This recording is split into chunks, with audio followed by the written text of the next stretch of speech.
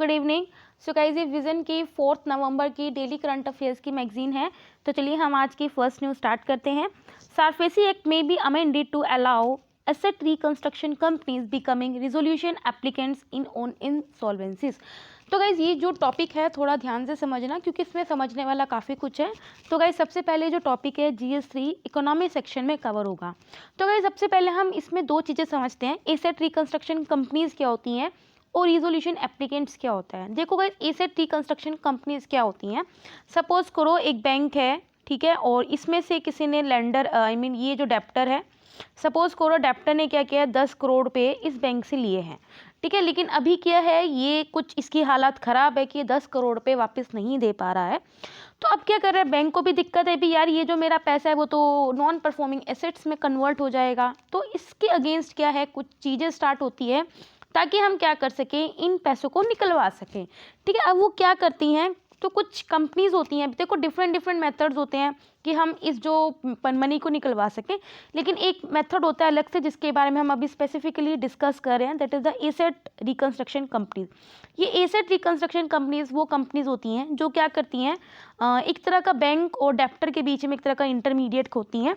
वो क्या करती हैं, ARCs क्या करती हैं, बैंक को पैसा दे देंगे, चलो ठीक है यार 10 करोड़ नहीं तो आप एक काम करो 8 करोड़ पे आप रख लो, हम आपको दे देते हैं, बाकी जो पैसा है वो अब हम खुद अपने आप डेप्टर से निकलवा देंगे। तो इससे क्या होता है ना, जो बैंक की जो जिम्मेदारी होती है वो अपनी ख़त्म हो जाती है, ठीक है। मतलब कि ARC ने क्या कर दिया, मतलब कुछ एक अमाउंट होता है जो वो बैंक को दे देता है, पूरे 10 करोड़ नहीं, समझ लो भागते भूत की लंगोटी से इस तरह की दे देता है। उसके बाद सारा का सारा जो ड्यूटी होती है वो ARC की होती है, वो खुद क्या डेप्टर से पैसा निकलवाती है, ठीक है। सो इससे क्या होता है, जो बैंक का जो पैसा होता है वो डूबता नहीं है, वो बच जाता है, मतलब काफ़ी हद तक बच जाता है, NPA में नहीं कन्वर्ट होता, ठीक है। तो गाइस आई होप आपको समझ में आ गया कि एसेट रिकंस्ट्रक्शन कंपनीज होती क्या है। अब हम पढ़ते हैं रिजोल्यूशन एप्लीकेंट्स क्या होता है। रिजोल्यूशन एप्लीकेंट देखो मतलब कोई जो रिजोल्व करना चाहता है ये सब चीज़ें, ठीक है। जो गाइस रिजोल्यूशन एप्लीकेंट क्या होता है, कोई पर्सन हो सकता है, कोई भी इंडिविजुअल हो सकता है, या कोई भी पर्सन जो ज्वाइंट, जैसे आपके ज्वाइंट अकाउंट होता है, मतलब कि 2 पर्सन हो सकते हैं जो क्या करते हैं, रिजोल्यूशन प्लान सबमिट करते हैं, मतलब किस तरह से हम ये केस को रिजोल्व करेंगे, ये जो प्लान है वो सबमिट करते हैं किसको, टू द रिजोल्यूशन प्रोफेशनल को, ठीक है। तो गाइस आई होप आपको इतना समझ में आया होगा। अब हम पढ़ते हैं इसमें न्यूज़ में है क्या। देखो गाइस, अब हम ये पढ़ ही रहे हैं एसेट रिकंस्ट्रक्शन कंपनी, तो हम जरा यहीं से पढ़ना शुरू करते हैं। एसेट रिकंस्ट्रक्शन कंपनी एक रजिस्टर्ड कंपनी होती है, ये आपको पता होना चाहिए, किसके अंडर, एज सारफेसी एक्ट के अंदर, that is the securitisation and reconstruction of financial assets and enforcement of security interest. जो ARCs होती है वो रजिस्टर्ड होती है किसके अंडर, सारफेसी एक्ट के अंडर। ये एक फाइनेंशियल इंस्टीट्यूशन होता है जो क्या करता है, that buys the debtor of the bank, मतलब बैंक का जो कर्जा होता है उसको खरीद लेता है एक म्यूचुअली एग्रीड वैल्यू, मतलब कि अगर बैंक और जो ARC कंपनी है वो दोनों 8 करोड़ पे एग्री हो गए, तो म्यूचुअली एग्रीड वैल्यू पे क्या है, पैसा वो खरीद लेता है उनके डेप्ट को, और फिर क्या करता है, उस डेप्ट को रिकवर करता है from associated securities by itself. अब वो अपने आप क्या करता है, उस डेप्ट को रिकवर करता है। RBI क्या करती है, इनको रेगुलेट करती है। देखो गाइस, इसमें दो चीजें समझने वाली होगी है, ARC रजिस्टर्ड किसके अंडर होती है, सारफेसी एक्ट के अंडर, लेकिन इनको रेगुलेट करता है RBI ने रेगुलेट करती है as non banking financial company, as a NBFC, ठीक है। अभी IBC क्या करती है, स्पेसिफिकली परमिट करती है किसी भी ARC रजिस्टर्ड, जो भी ARC RBI के साथ रजिस्टर्ड है, कि वो एक रिजोल्यूशन एप्लीकेंट क्या करती है, एज एन एक्ट कर सकती है, मतलब कि कोई भी ARC रिजोल्यूशन एप्लीकेंट की तरह एक्ट कर सकती है, मतलब कि अपना रिजोल्यूशन प्लान सबमिट कर सकती है कि किस तरह से वो पैसा है उसको वो निकलवाएगी, ठीक है। इस तरह से वो एक्ट कर सकती है और अपने प्लान्स को क्या कर सकती है, सबमिट कर सकती है।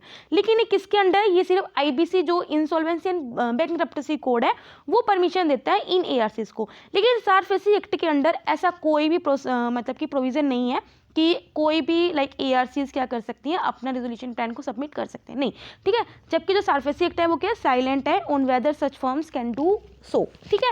तो गाइस आई होप अब आपको ये समझ में आ गया कि IBC और सारफेसी एक्ट के अंडर में मतलब कि क्या थोड़ा, मतलब कि किस तरह से जो ARCs हैं वो IBC के अंडर अलाउ है उन्हें अपना रिजोल्यूशन प्लान सबमिट करना, लेकिन सारफेसी एक्ट के अंडर उन्हें अलाउ नहीं है, ठीक है। अभी क्या है, देखो रिसेंटली क्या किया है, एयरसेल रिजोल्यूशन प्लान, देखो मतलब देखो जो एसेट रिकंस्ट्रक्शन कंपनी है, देखो कुछ एयरसेल आपको पता होगा, एक एयरसेल कंपनी है, इसका एक सिम भी आता था पहले।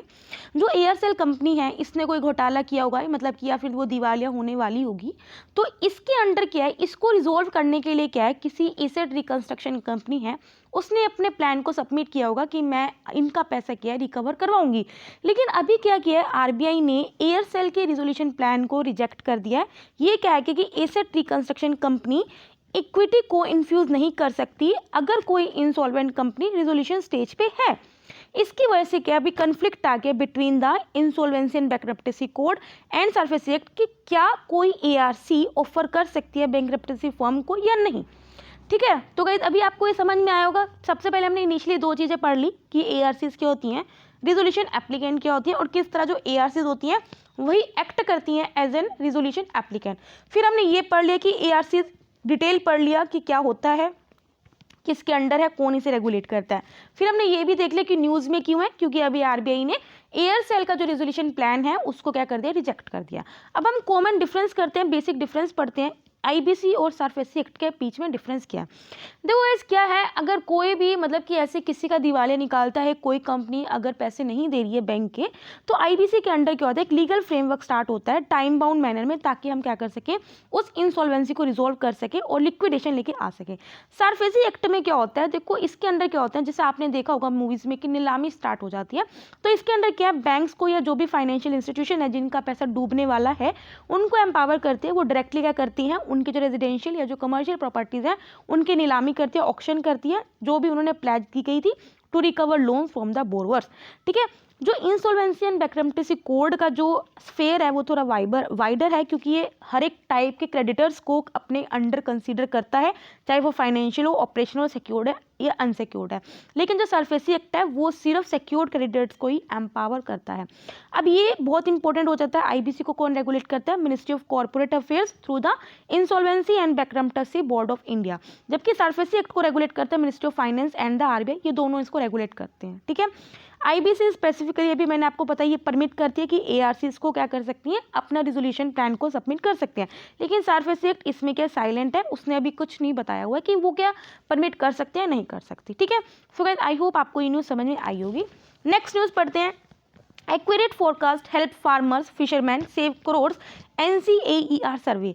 तो गाइज ये जो न्यूज़ है GS3 एनवायरमेंट सेक्शन में कवर है। देखो गाइज अभी क्या है, जो national council of applied economic research है उन्होंने एक सर्वे लिया है। उन्होंने बोला है कि अगर हम टाइमली मैनर में ये बता दें कि वेदर का फोरकास्ट क्या है, तो उससे क्या है, हम जो इकोनॉमिक इम्पैक्ट्स पढ़ते हैं, लाइक किसी भी डिजास्टर का जो इकोनॉमिक इम्पैक्ट पड़ता है, तो उससे हम अभी अपने करोड़ ऑफ रुपीज़ को बचा सकते हैं। ठीक है, तो उन्होंने यही बोला है कि नेशनल मॉनसून मिशन या जो हाई परफॉर्मेंस कंप्यूटिंग की जो फैसिलिटीज़ हैं, जो फैसिलिटीज प्रोवाइड करती हैं फार्मर्स को, लाइफ स्टॉक ओनर्स को या फिशर फोक से, इससे क्या कर सकते हैं, हम अपने जो इकोनॉमिक इम्पैक्ट है वो काफ़ी पहुंचा सकते हैं। देखो अब हम ये दोनों के बारे में डिस्कस करेंगे कि नेशनल मॉनसून मिशन क्या है और हाई परफॉर्मेंस कंप्यूटिंग क्या है। देखो जो नेशनल मॉनसून मिशन है 2012 में सेटअप हुआ था, इसका ऑब्जेक्टिव यही था कि हम क्या कर सकें, सीजनल फोरकास्ट कर सकें, मतलब कि डायनेमिक वे में प्रेडिक्ट कर सकें। मतलब देखो आपको पता है it's a very dynamic process, एकदम से मतलब कि टाइम टू टाइम क्या हमें बताना पड़ता है कि हाँ यार अभी बारिश हो सकती है, अभी नहीं हो सकती, और मॉनसून की जो फोरकास्टिंग है उसको हम इंप्रूव कर सकें। जो हाई परफॉर्मेंस कंप्यूटिंग है ये एक फैसिलिटी है कहाँ पे, मिनिस्ट्री ऑफ अर्थ साइंसेज में, जिसका एम ये है कि हम क्या कर सकें, वेदर फोरकास्ट को बेटर वे में ऑपरेट कर सकें। फाइंडिंग्स क्या है, देखो इसको जब हमने स्टार्ट किया था 1000 करोड़ की हमने इनिशियल इन्वेस्ट की थी, तो जो नेशनल मॉनसून मिशन और जो हाई परफॉर्मेंस कंप्यूटिंग फैसिलिटीज़ है, इसकी वजह से हमें देखने को मिला है हमने कहीं ना कहीं जो अपने इकोनॉमिक बेनिफिट्स हैं उसको 50 टाइम्स हमने हमारे इंक्रीज हुए हैं। मतलब कि इनका ऑपरेशनल हमारे लिए काफ़ी बेनिफिशियल रहा है कि हम अपने इकोनॉमिक इम्पैक्ट्स को काफ़ी हमने मतलब कि इंक्रीज़ किया है। सेकेंड क्या है, जो एग्रीकल्चर प्रैक्टिसेस जो कि मेनली वेदर पैरामीटर्स पे ही बेस्ड होती हैं या फिर उन पे ही बेस्ड होती हैं, जैसे इसकी वजह से हम फार्मर्स की हेल्प कर सकते हैं in reducing there losses and increasing there incomes. ठीक है, क्योंकि हम उनको ये बता सकते हैं ना कि आप इस वेदर में कौन सी क्रॉप आपके लिए बेनिफिशियल है, आप उसको उगाओ, तो इससे उनकी इनकम बढ़ेगी। और कुछ ऐसी क्रॉप्स होती हैं जो जिनसे डिस्ट्रॉय होकर उनके हम लॉसेस को प्रिवेंट कर सकते हैं। ठीक है, टाइमली अगर हम वेदर एडवाइजेज प्रोवाइड करें तो इससे क्या होएगा, जो लोग हैं हम वो क्या करेंगे, प्रॉपर वैक्सीनेशन शेड्यूल बना के रखेंगे, फॉर्डर प्रैक्टिसेस को यूज़ करेंगे, and other life stock management practices, इन सबको क्या करेंगे, इम्प्लाई करेंगे। हम क्या करते हैं, अगर ओशन स्टेट फोरकास्ट एडवाइजरी, देखो इसके अंडर क्या होता है, जो ओशन स्टेट फोरकास्ट एडवाइजरीज के अंडर क्या है, हम मेनली जो फिशरमैन्स हैं उनको एडवाइस देते हैं कि हाँ अब आपको सी में जाना चाहिए, वहाँ पे आपको रिस्क लेना चाहिए, क्योंकि अभी क्या है इस एरिया में फिशरीज का पोटेंशियल ज़्यादा है, ठीक है। तो decision on venturing into sea based on the ocean state forecast advisory for fishing, इससे कहीं ना कहीं जो फिशरमैन की लाइवलीहुड है वो इम्पैक्ट हुई है, क्योंकि जो उनकी ऑपरेशनल कॉस्ट है वो रिड्यूस हुई है। अब हम उनको पहले ही बता देंगे कि हाँ यार इस एरिया में आपको ज़्यादा पोटेंशियल मिलेगा फिशिंग का, तो आप वहीं जाओ। अगर आप पहले कभी 4-5 जगह ढूंढ के आ रहे हो, आपको वहाँ नहीं मिल रहा है, तो ऑफकोर्स आपकी जो कॉस्ट, ऑपरेटिंग कॉस्ट वो ज़्यादा लग जाएगी, ठीक है। Accuracy of weather for information हमारी असेस को इम्प्रूव किया, एंड फ्रीक्वेंसी ऑफ यूज को इम्प्रूव किया है, ठीक है। सो गाइस आई होप आपको समझ में आया होगा। नेक्स्ट न्यूज पढ़ते हैं, supreme court unhappy with the pardon plea of Rajiv Gandhi assassination convict pending for 2 years। तो गाइस ये जो न्यूज़ है हमारी GS2 पॉलिटी एंड गवर्नेंस में कवर होगी। देखो गाइस आपको पता है कि जो मतलब कि कुछ पावर्स होते हैं जैसे पार्डनिंग, रेमिशन, ये सब पावर होते हैं प्रेसिडेंट और गवर्नर दोनों के पास होती है। देखो गाइस आपको सबको पता है कि राजीव गांधी जी का मर्डर किया गया था, तो उसकी जो रेमिशन की प्ली है किन्होंने किया था, AG पैरारिवेलन, इन्होंने इसका क्या किया था, राजीव गांधी जी का मर्डर किया था।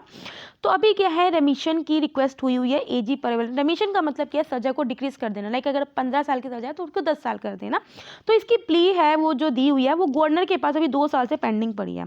तमिलनाडु की गवर्नमेंट की जो कैबिनेट है उसने 2018 में रिजोल्यूशन पास किया था और तमिलनाडु के गवर्नर को रिकमेंड किया था कि आपने क्या करना है, जो राजीव गांधी के केस में जो 7 कन्विक्ट्स हैं उनको क्या करना है, प्री मैच्योर रिलीज करना है, मतलब कि भाई रेमिशन करना, सजा को घटा देना।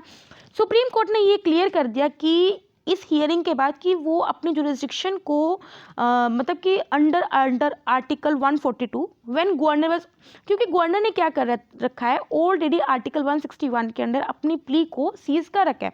देखो आर्टिकल 142 के अंदर क्या है, सुप्रीम कोर्ट के पास पावर होती है कि वो क्या कर सकते हैं, किसी भी ऑफर कर सकते हैं, कोई भी एग्रीमेंट क्या कर सकते हैं, मतलब कोई भी ऑर्डर पास कर सकते हैं टू डू कंप्लीट जस्टिस। और आर्टिकल 161 के अंदर क्या है, गवर्नर की पार्डनिंग पावर है। उसी तरह आर्टिकल 72 के अंदर क्या है, प्रेसिडेंट की पार्डनिंग पावर है।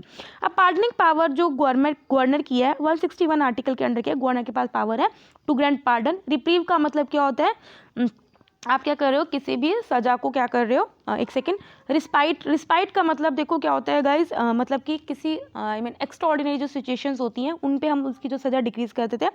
रेमिशन ऑफ पनिशमेंट या सस्पेंड कर देना, रेमिट या कम्यूट का मतलब होता है क्वालिटेटिव वे में आप क्या करते हो, पनिशमेंट को चेंज करना है।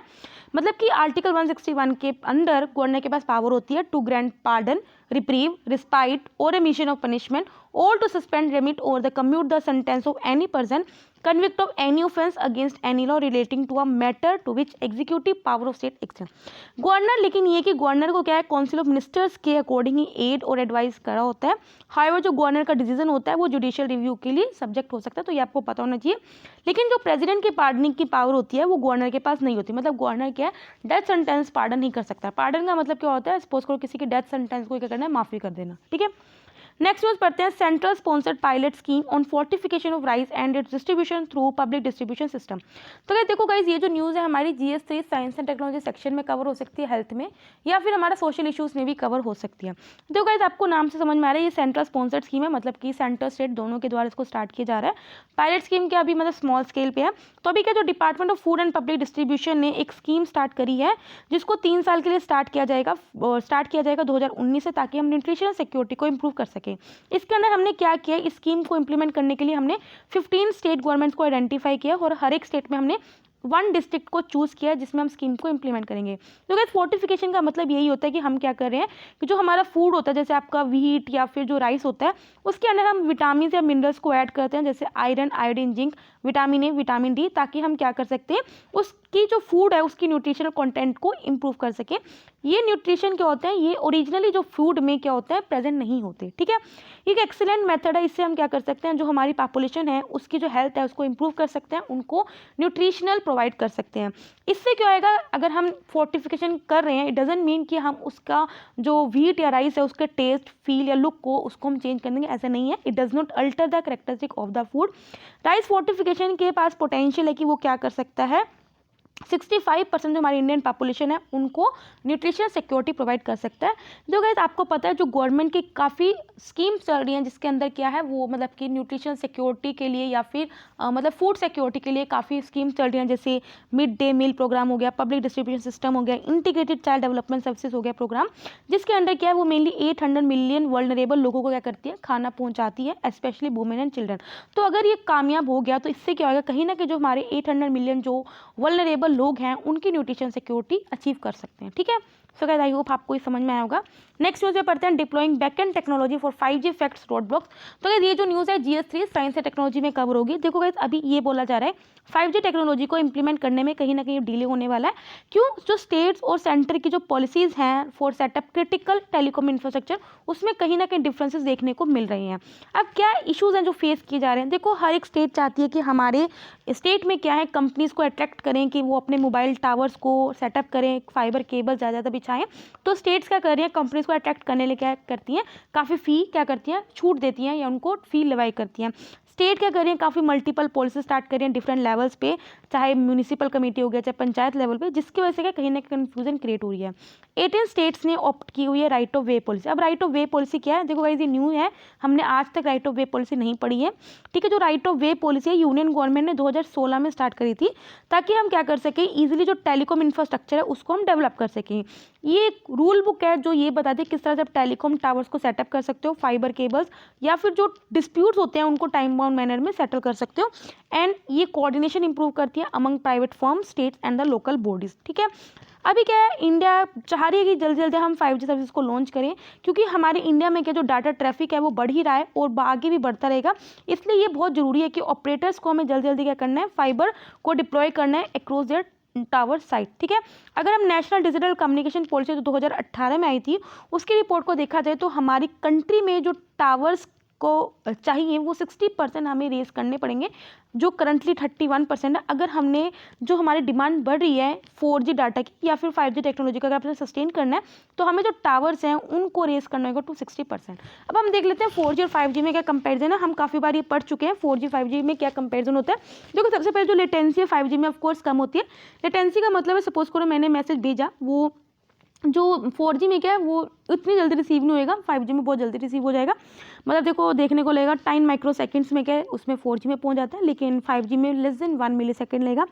डाटा ट्रैफिक देखो 7.2 एक्साबाइट्स पर मंथ ये क्या कर सकता है, मतलब कि झेल सकता है, ये 50 एक्साबाइट्स पर मंथ झेल सकता है। पीक डाटा रेट्स क्या है 1 GB पर सेकेंड, ये 20 GB पर सेकेंड, मतलब कि पर सेकेंड 20 GB क्या कर सकता है, ये वो कर सकता है।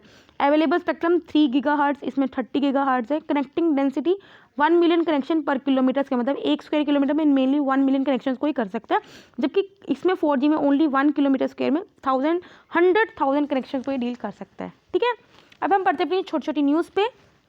इंटर पार्लियामेंट्री यूनियन, तो गाइस आपको पता ही होगा इंटर पार्लियामेंट्री यूनियन है क्या। ये जो हमारे डिफरेंट कंट्रीज़ के जो पार्लियामेंट हैं उनकी एक क्या है, मतलब कि एक मतलब समझ लो उनका एक क्या है आई मीन एक ग्रुप है। ठीक है, एक तरह से मान लो। अभी क्या है जो इनके प्रेसिडेंट नए प्रेसिडेंट बने इंटर पार्लियामेंट्री यूनियन के, वो कौन है, पोर्टुगल के डुआर्टे पचेयो हैं, उन्हें इलेक्ट किया है as a new president of inter parliamentary union. जो इंटर पार्लियामेंट्री यूनियन है global organisation of national parliament. इसका एम है कि हम क्या कर सके, पीस को प्रमोट कर सके through parliament diplomacy and the dialogue. इसके अंदर भी 179 मेंबर पार्लियामेंट्स हैं आउट ऑफ 193 कंट्रीज, इंडिया का भी है इसमें।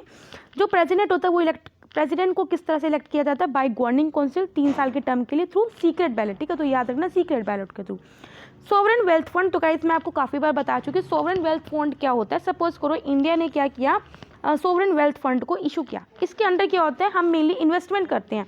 इन्वेस्टमेंट को हम कहते हैं कि हम डिफरेंट कंट्रीज़ को बोलते हैं कि आप क्या कर सकते हो, यहाँ पे अपने पैसे को इन्वेस्ट करते हो। ठीक है, फिर अब सपोज करो मेरे पास 1000 रुपये इकट्ठे हो गए, तो मैं इस 1000 रुपये क्या करेगी गवर्नमेंट, इसको अपने डिफरेंट इंफ्रास्ट्रक्चर वर्क्स में यूज़ कर लेती है। ठीक है, तो अभी क्या बजट जो अनाउंसमेंट हो उसने जो central board of direct taxes है उसने अलाउ कर दिया कि जो अबू धाबी का जो सॉवरेन वेल्थ फंड है उसको हम इनकम टैक्स एग्जेम्प्ट करेंगे, साथ में MIC रेडवुड को और वाराणसी। ठीक है, ये first foreign sovereign wealth fund है जिसको हमने 100% टैक्स एग्जेम्पशन दी है in case of income from interest, dividend and long term capital gain for its investment infrastructure। मतलब कि अबू धाबी के जो डिफरेंट लोग हैं इस फंड में इन्वेस्ट करते हैं। देखो गाइस क्या है, उस वो इन्वेस्ट करेंगे तो ये तो है नहीं कि हम उनको ऐसे दे देंगे, ऑफ कोर्स इनको कुछ फ़ायदा मिलेगा तभी वो इन्वेस्ट करेंगे, ठीक है। हम उनको उनके इन्वेस्टमेंट के ऊपर कुछ इंटरेस्ट रेट प्रोवाइड करेंगे, तो जो भी वो इसमें से कमा रहे हैं तो उसके ऊपर हम कोई भी उनसे इनकम टैक्स नहीं लेंगे, उसको एग्जाम्प्ट करेंगे। जो सॉवरेन वेल्थ फंड है वो स्टेट ओन इन्वेस्टमेंट फंड है, जिसके अंदर मनी जनरेट की जाती है by government, often derive from a country surplus reserve. Example ये आपको पता होना चाहिए, जो नेशनल इन्वेस्टमेंट इंफ्रास्ट्रक्चर फंड है ये इंडिया का फर्स्ट सॉवरेन वेल्थ फंड है। आगे बढ़ते हैं, SEBI अलाउ कर सकता है 2 स्पीड ट्रेड सेटलमेंट सिस्टम। तो गाइस अभी क्या है, जो security and exchange board of India है वो परमिट कर सकता है trade plus 1 day settlement process. देखो अभी क्या है, जो इंडिया में जो चलता है वो ट्रेड प्लस 2 बिजनेस 2 सिस्टम चलता है, मतलब कि 2 दिन का सेटलमेंट टाइम होता है किसी भी ट्रांजेक्शन को सेटल डाउन करने के। इससे क्या आएगा, अगर हम इस सेटलमेंट प्रोसेस को इंक्रीज करने के लिए इन्वेस्टर को अलाउ करेंगे कि वो डिसाइड कर सकते हैं कि वेदर वो ट्रांजेक्शन को फास्टर वे में मतलब कंक्लूड करना चाहते हैं या नहीं। सेटलमेंट डेट रिप्रेजेंट करते हैं कि कौन सा टाइम पे ओनरशिप को ट्रांसफ़र किया जाए। SCBI चाहती है कि सेटलमेंट प्रोसेस को एडवांस किया जाए, उसकी लिक्विडिटी को इम्प्रूव किया जाए और एफिशिएंसी को इंक्रीज़ किया जाए एंड रिस्क को रिड्यूस किया जाए।